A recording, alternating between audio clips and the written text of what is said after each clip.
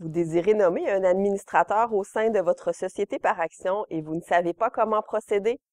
Vous êtes administrateur d'une société par action et désirez savoir quelles sont vos obligations, vos devoirs, vos rôles et pouvoirs, votre responsabilité. Lors de la demande de constitution d'une société par action, ce sont les fondateurs qui désignent les administrateurs. Ils sont par la suite élus par les actionnaires lors de leur première assemblée annuelle. Toute personne physique est éligible pour devenir administrateur, à l'exception des mineurs, des majeurs en tutelle ou en curatelle, des faillis, des personnes à qui le tribunal interdit l'exercice de cette fonction, de même que les majeurs déclarés incapables en vertu d'une décision rendue par un tribunal étranger.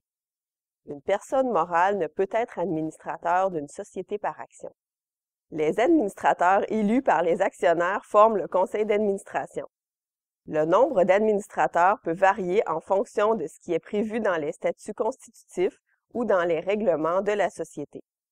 Les administrateurs n'ont pas l'obligation d'être actionnaires de la société, sauf si les statuts constitutifs l'exigent.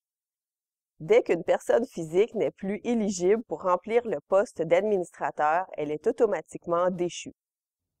Les administrateurs sont responsables de la gestion de la société et les décisions doivent se prendre par le biais de résolutions adoptées lors des réunions du conseil d'administration, d'où l'importance de les convoquer en suivant les règlements prévus. Par contre, une résolution écrite signée par tous les administrateurs a le même effet que celle adoptée lors d'une réunion. Les administrateurs ont l'obligation d'exercer leurs fonctions dans le meilleur intérêt de la société et doivent agir avec prudence et diligence. Les administrateurs détiennent des pouvoirs décisionnels sur l'ensemble des décisions courantes et ils ont notamment le droit d'émettre des actions, de déclarer un dividende ainsi que le pouvoir d'emprunter et de donner des garanties.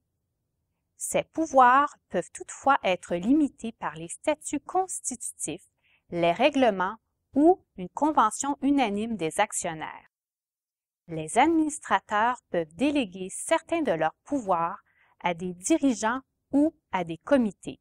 Ils ont cependant un devoir de supervision et un droit de regard qui leur permet la révocation d'une délégation.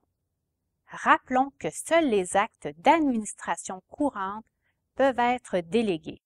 De manière générale, un administrateur ne peut être tenu responsable des obligations contractées par la société en vertu du principe de l'immunité.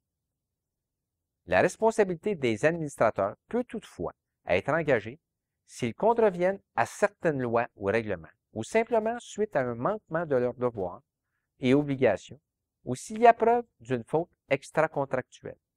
La responsabilité extracontractuelle, prévue au Code civil du Québec, prévoit que toute personne a le devoir de respecter les règles de conduite qui s'imposent à elle, de manière à ne pas causer de préjudice aux autres.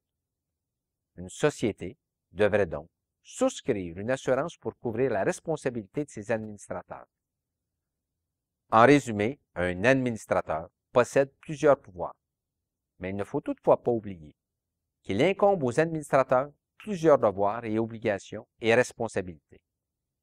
Nous espérons que ces quelques informations vous seront utiles.